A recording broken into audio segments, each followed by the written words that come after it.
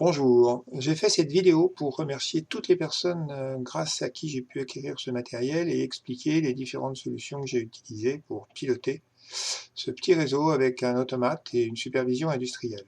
Et au fait, pourquoi il n'y a pas de décor sur ton réseau? C'est un réseau provisoire et dont le but n'est que de vérifier les faisabilités, et c'est pour cette raison qu'il n'y a pas de décor. La première partie explique davantage les grandes lignes, la deuxième partie rentre dans les détails techniques. Pourquoi tu leur dis pas qu'elle est pas terrible ta vidéo? Ce n'est pas qu'elle est pas terrible, mais comme les logiciels de programme et de supervision sont anciens et ne tournent que sous Windows XP, j'ai pas pu faire de capture d'écran vidéo. Ouais, mais le reste, t'aurais pu le faire sur Windows 10. Ouais, mais dans ce cas-là, la partie la moins bonne aurait paru encore moins bonne. De toute façon, on verra bien. S'il y a plus de critiques que de compliments, c'est que tu avais raison. Bah ça t'inquiète, tu vas en avoir des critiques. Bon visionnage à tous. Ouais, bon visionnage. Donc la supervision est principalement constituée de deux fenêtres. La fenêtre semi-auto, ici, me permet d'avoir une visualisation de ce qu'il y a sur le réseau, c'est-à-dire l'occupation des cantons. On peut voir ici qu'on a le canton numéro 6 qui est occupé. Le canton numéro 10 ici est occupé. Le reste du réseau étant libre. J'ai la visualisation et la commande des aiguillages, que je peux activer avec retour d'information de la position des aiguilles. Un fonctionnement des feux qui pour l'instant n'est que sur la supervision, mais les commandes sont déjà créées pour des feux sur le réseau et qui tiennent compte de l'occupation des cantons. Donc là le feu est vert parce que dans ce sens-là la circulation est complètement libre sur les deux cantons suivants. Et si je viens ici, je vois que ce feu est vert parce que les cantons suivants sont disponibles. Si je bascule ici l'aiguillage, on s'aperçoit que ce canton ici, le feu de ce canton passe au jaune parce qu'il faut ralentir, parce qu'il n'y a que ce canton de libre. Le suivant ici est occupé à cause de la position de l'aiguillage. Et on voit que ce feu ici est passé au rouge parce que immédiatement après l'aiguillage, le canton est occupé. Voilà. Ici, nous avons la signalisation des enceintes actives lors de la circulation des trains. Voilà, donc là, ici, on a le haut-parleur 5 qui est actif parce qu'on a une occupation sur le canton 6 ici. Ici, nous avons la visualisation de la commande de vitesse. Donc, si j'accélère un petit peu, donc on voit que la commande, et il y a donc ça c'est la partie commande de vitesse, et ça ici c'est la commande réelle de la vitesse du train. Donc on voit qu'il y a un petit décalage parce que si je demande par exemple au train de ralentir, on va voir qu'ici la commande de vitesse va rester admettons à 40, 42, mais la commande du train va être retombée à 0 parce que je lui ai demandé de ralentir. Donc il y a deux choses distinctes, la commande de vitesse et la commande réelle. Nous avons ici une signalisation de la vitesse du train sur le passage du canton 1, ce qui me permet de faire un étalonnage des scénarios notamment, que nous verrons plus tard. Donc ici une boucle de retournement exercice assez classique mais sympa avec un automate, ne posant pas de problème particulier. Voilà, donc sur cette fenêtre, on a vu à peu près tout, je pense. Donc si j'ai la possibilité sur cette fenêtre de faire une commande, puisque c'est de la semi-auto, j'ai la possibilité avec ce joystick de faire du pilotage. Donc ici, que lorsque le train est en circulation, l'aiguillage qui se présente devant le convoi, je peux faire une commande d'aiguillage vers la droite ou vers la gauche. Ici, je lui demande de faire une prise en charge du convoi. Ici, je lui demande de relâcher cette prise en charge.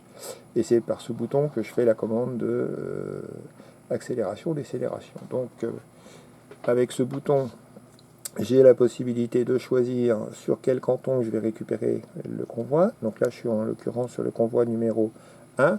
Donc avec le bouton, ici, je vais me positionner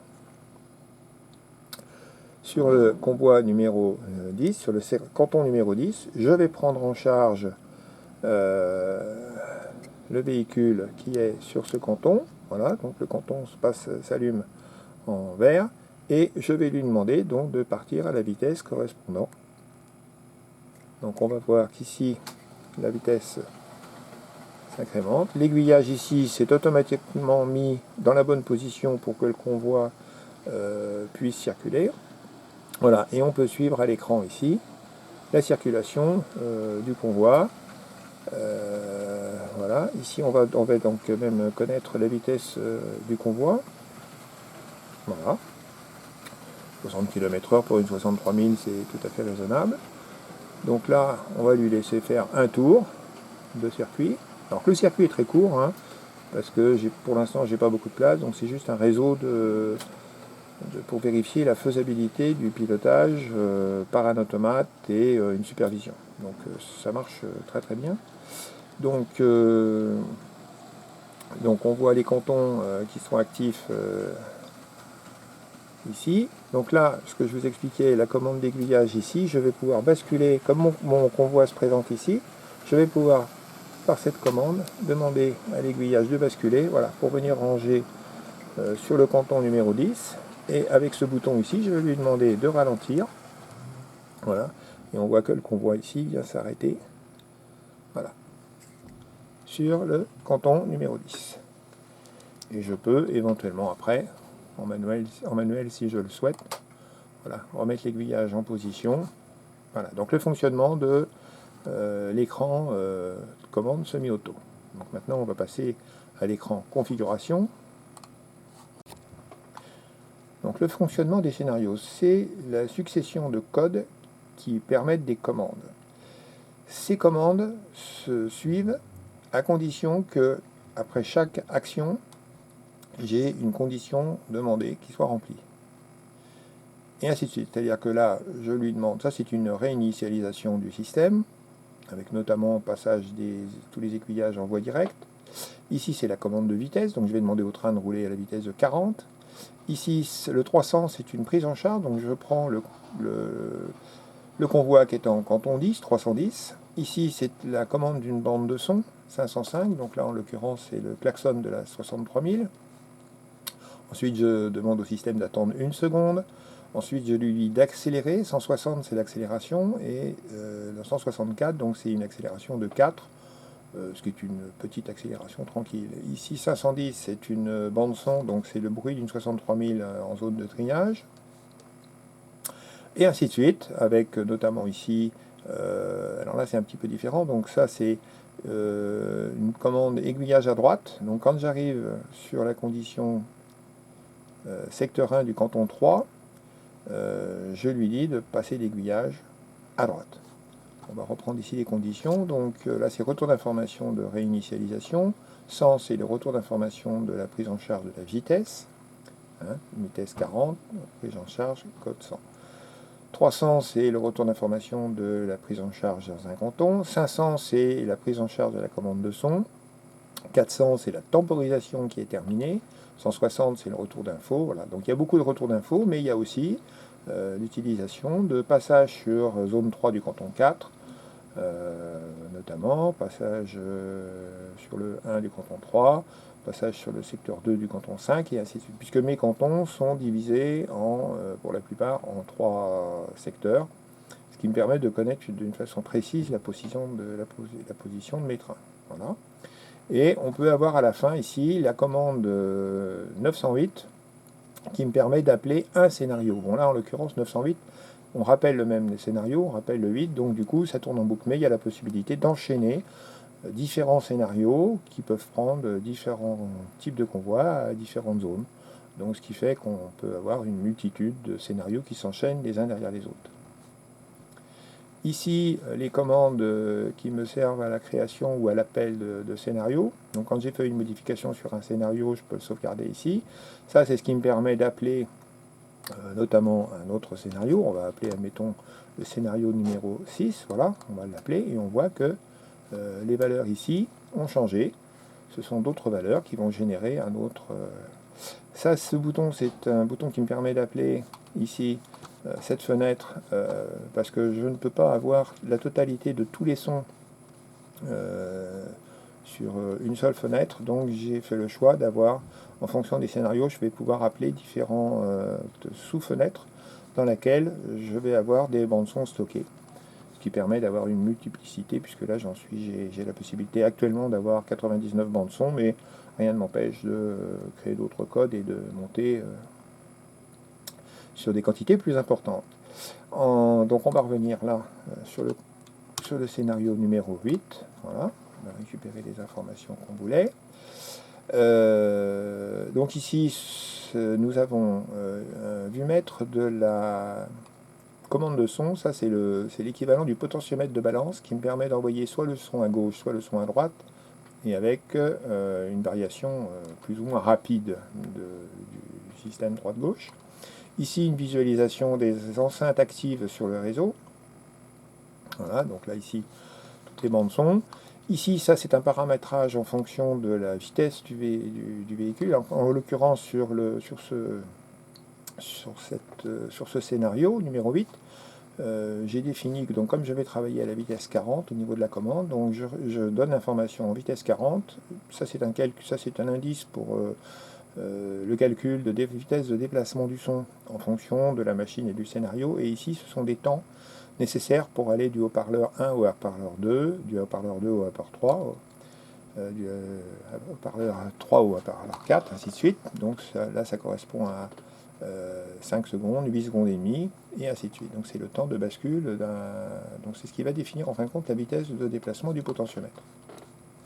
Donc voilà, je peux vous faire une petite démonstration du fonctionnement, mais ce qui peut être aussi intéressant, c'est d'avoir une visu de ce qui se passe au niveau de l'automate. Donc je vous ai mis ici en parallèle à l'écran la visu sur le graph 7, parce que, en fin de compte, le fonctionnement des scénarios est basé sur l'utilisation d'un graph 7. Donc c'est le graph 7 qui va aller lire ici les valeurs. Je vous expliquerai en détail un petit peu plus loin comment ça fonctionne. Donc c'est le graph 7 qui va lire les valeurs. Ensuite, pour changer de valeur, il va aller vérifier une condition. Une fois qu'elle a la condition, il active la valeur suivante, et ainsi de suite. Donc là, je vous fais une petite démonstration du fonctionnement. Voilà, donc je m'assure que le graph 7 soit bien revenu à 0. Donc ici, je vous ai mis une visu sur le graph 7 de l'automate, et ici, la supervision. Et vous allez pouvoir voir la corrélation directe avec un petit temps de décalage, mais ça c'est lié au temps de rafraîchissement de la visualisation. Attention au départ, c'est parti.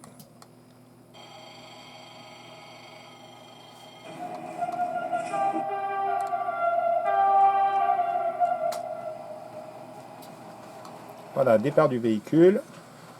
C'est fait exprès, il n'y a pas de son pendant quelques secondes, ce qui me permet de vous expliquer. Voilà, donc le déplacement ici du potentiomètre de la balance. Et lorsque le potentiomètre arrive complètement à fond sur la valeur, ici on bascule au niveau des haut-parleurs. Et donc on a toujours les deux haut-parleurs qui sont en amont et en aval du convoi, qui sont actifs. Et c'est ici le réglage de balance qui fait suivre le son sur le convoi. Donc là, on ne va pas tarder à avoir le retour du son, parce qu'on attaque, on va le voir ici, voilà, 42, 41, attention. Voilà. Ici, donc on récupère la commande de son. Donc on voit ici, on a activé le fichier de son 521 et on attend, voilà, le coup de klaxon 522 qu'on a ici. Et voilà, donc on peut suivre ce qui se passe à l'écran. Donc le fonctionnement du graph 7 est basé sur principalement deux fichiers, le N600 et le N700. Le N600 contient les actions, donc c'est ce qu'on a vu tout à l'heure sur cette fenêtre. On a ici les N600 et ici les N700. N600, N700 pour la suite. Voilà. Donc le principe, c'est donc on travaille, que ce soit en mode d'écriture des scénarios ou en mode d'exécution du programme, on travaille sur N600 et N700. Quand je veux stocker des scénarios le scénario numéro 6 par exemple, je vais le stocker en N602.6, enfin, je vais l'écrire dans N600 et N700 pour les conditions, mais quand je vais le sauvegarder, je vais lui donner le numéro et je vais lui dire tu te sauvegardes en N606 et N706 par exemple. Donc, en mode de fonctionnement, on travaille que sur les fichiers N600, N700 pour les actions. Le graph7, lui, va chercher au niveau de son fonctionnement, il va aller chercher en fonction du numéro de pas qu'il exécute, donc là le pas 1, il va aller chercher la valeur qui est dans N602.1, qu'on a ici, et il va me le charger dans, là c'est en l'occurrence le programme ne tourne pas dessus, donc c'est normal qu'on n'ait pas la même valeur, mais il va me mettre cette valeur-là en 0. Et lui, le programme va exécuter ce qui se passe en N602.0. Pour ce qui est des conditions, c'est un peu différent.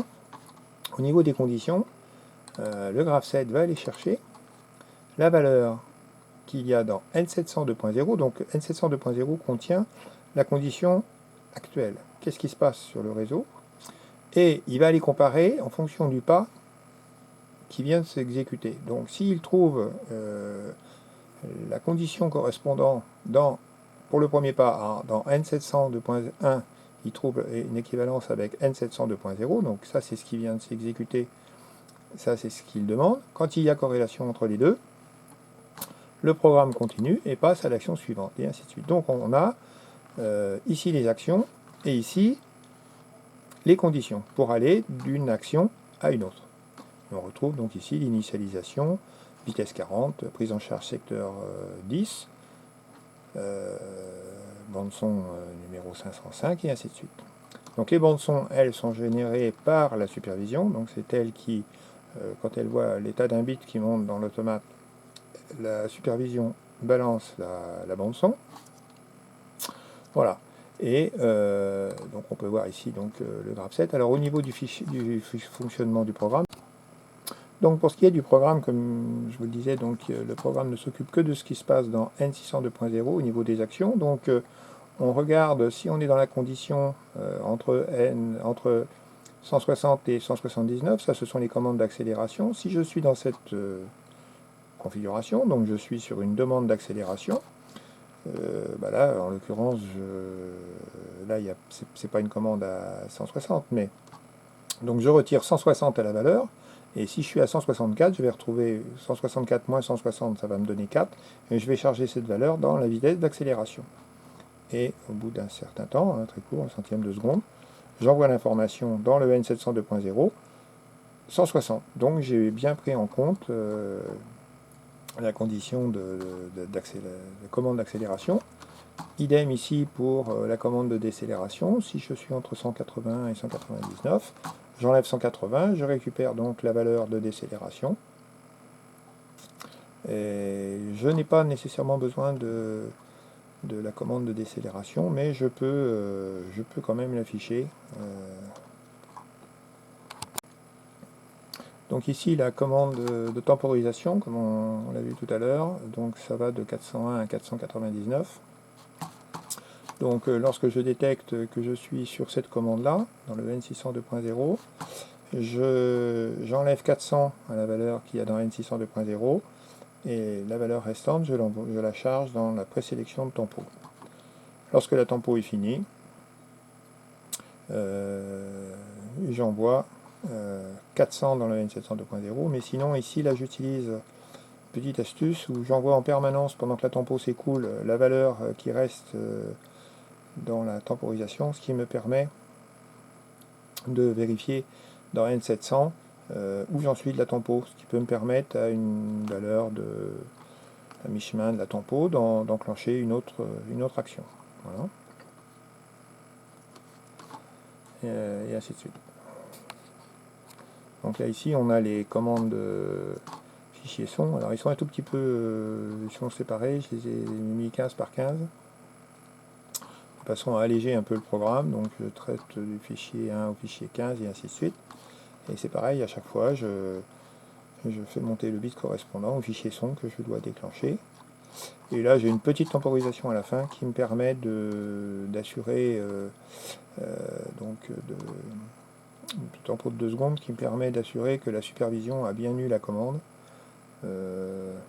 avant de resetter cette commande de son, parce que là il y a un petit temps de latence entre l'automate et la supervision. Pour ce qui est de la traction sur le réseau, j'utilise des cartes analogiques, dont là on va voir que le canton numéro 1. Donc une sortie analogique en 0,5 volts qui attaque une entrée analogique de la carte Arduino. Le programme me calcule et me génère un courant pulsé, 62 Hz, dont la largeur d'amplitude, A1, est proportionnelle à la tension d'entrée. C'est-à-dire que tension d'entrée 0 volts, j'ai un courant pulsé dont la fraction A1 est pratiquement égale à 0 en termes de temps, et jusqu'à 5 volts, où là, ma sortie courant pulsé est en permanence à 1. Et entre les deux, un courant, mais on le verra plus en détail tout à l'heure. Ce signal, courant pulsé, attaque directement l'optocoupleur de cette carte de sortie, et j'utilise les transistors de puissance comme booster. Donc je me retrouve ici en sortie avec un courant 12 volts pulsé à l'image du courant de commande ici de la carte 0,5 volts. Donc courant continu ici, courant pulsé ici, courant pulsé sur les rails, ici l'alimentation. Comme j'ai besoin de connaître en permanence l'occupation des cantons, en parallèle à cette alimentation, j'ai fait un petit montage avec une alimentation 24, donc les rails et une carte automate, l'ensemble étant branché en série, ce qui fait que lorsqu'il n'y a rien sur les rails, le circuit est ouvert, donc l'entrée d'automate n'est pas activée. Et si j'ai quelque chose ici qui consomme, soit un moteur de traction, soit de l'éclairage, ou des essieux graffités, eh bien, mon circuit étant fermé, j'ai ici à l'entrée de l'automate une tension de 24 volts qui me renseigne le programme sur l'occupation. Donc vu comme ça, c'est relativement simple. Ça se complique un tout petit peu dans la réalité parce que donc on retrouve les mêmes éléments que tout à l'heure, sauf qu'ici, sur chaque canton, j'ai 3 sous-cantons et un double sens de marche. Donc le double sens de marche m'oblige à passer par des relais, et comme j'ai 3 sous-cantons, je suis obligé de séparer chaque sous-canton des autres pour pouvoir récupérer l'information d'occupation. Mais sinon, donc j'ai un relais marche avant, un relais marche arrière pour un sous-canton, un marche avant, un marche arrière pour le deuxième, un marche avant, un marche arrière pour le troisième, mais ces 3 relais marche avant ou ces 3 relais marche arrière sont eux connectés en parallèle au niveau de l'alimentation, donc je n'ai que 2 sorties de la carte automate pour m'activer le canton 1, soit en marche avant, soit en marche arrière. Et je récupère ici les 3 informations que j'envoie sur la carte d'entrée automate. Voilà, c'est pas plus compliqué que ça. Donc là où nous avons une visu à l'oscillo de la gestion de la carte Arduino, donc là il n'y a qu'une entrée, une sortie de représentée. Donc sur le signal du haut, c'est le signal 0,5 volts sortie automate qui attaque une entrée analogique de la carte Arduino. Et trace du bas, c'est une sortie 0,5 volts, mais en digital. Donc si on fait monter un petit peu la consigne au niveau de l'automate, on peut constater bien sûr une élévation de la tension à l'entrée de la carte analogique, l'entrée analogique Arduino. Et sur sa sortie, on peut voir que ici on est à 0 volts, ici on est à 5 volts, et que le temps à 5 volts garde une certaine proportion par rapport à la tension d'entrée qu'on a ici. Donc si on augmente la consigne, on peut arriver jusqu'à environ 50% à 1 de la sortie. Donc là c'est un signal 60-62 Hz. Et jusqu'à la totalité, donc jusqu'à attaquer la carte Arduino sous 5 volts, et à ce moment-là, la sortie 5 volts digitale est en permanence à 5 volts, donc nous sommes à 100%. Voilà la représentation de ce qui se passe au niveau de la carte Arduino sur 11 entrées, 11 sorties, puisque c'est le nombre de cantons que j'utilise actuellement. Alors, la gestion du son sur le réseau. La sonorisation est assurée par un ensemble de 7 enceintes. Chaque enceinte médium basse est dissimulée sous le plateau. Chaque enceinte est équipée d'un tweeter, donc qui lui est dissimulé dans les bâtiments, faisant partie de la petite décoration entre guillemets, qui est très sommaire, je le reconnais. Chaque enceinte est connectée ou pas à l'ampli via des relais. Ces relais sont commandés bien sûr par une carte de sortie automate. L'astuce réside dans le fait que quand on part avec deux enceintes, la stéréo nous permet de partir de l'enceinte de gauche et d'aller graduellement vers l'enceinte de droite. Donc pour ça, j'utilise ici un potentiomètre maison qui est composé de deux photorésistances qui ont la faculté d'avoir leur résistance qui varie énormément en fonction de l'éclairement qu'elles reçoivent. C'est-à-dire que quand elles sont dans l'obscurité, elles ont une valeur de résistance très élevée, et lorsqu'elles sont bien éclairées, elles ont une résistance qui est proche à quelques ohms ou quelques kilos.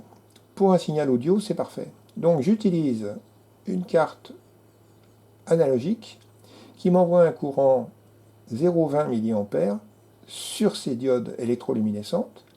Alors ici, les résistances sont montées en parallèle parce que comme je génère un courant en intensité et non pas une tension, j'ai pas besoin de résistance en série sur les LED. Par contre, j'ai rajouté une résistance en parallèle de façon à augmenter un petit peu la consommation de chaque circuit et d'avoir un fonctionnement plus stable des cartes et d'avoir une réponse un peu plus linéaire. Donc, quand j'ai besoin de faire basculer le son du canal de gauche au canal de droite, eh bien, en fin de compte, je fais baisser la luminosité de cette LED et j'augmente en même temps la luminosité sur celle-ci, et vice-versa. Donc le principe, j'ai la supervision qui me génère, qui m'envoie des fichiers audio qui sortent sur cette prise jack.